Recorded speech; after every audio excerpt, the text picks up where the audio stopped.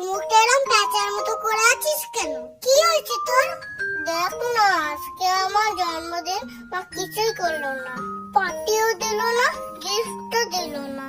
ও এই ব্যাপার, আমি আছি তো, তোর চিন্তা কি?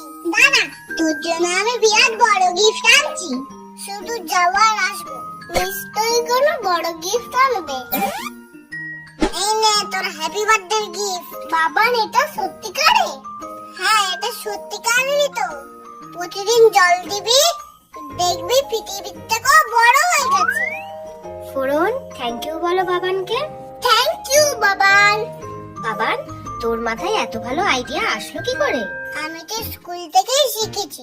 তুই এই কাগজগুলো দিয়ে কি করছিস? দেখ না, খেলনা বানাবো ভাবছি, কিন্তু বানাতেই পারছি না। কই দে দেখি আমি পারি কিনা। নৌকা, দারুণ তো। এটা দিয়ে কিছু একটা বানা।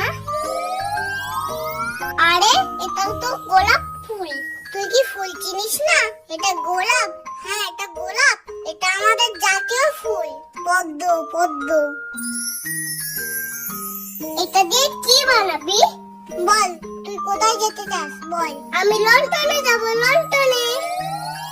প্লেন, দারুণ তো। চল চল, উঠে পড়, উঠে পড়।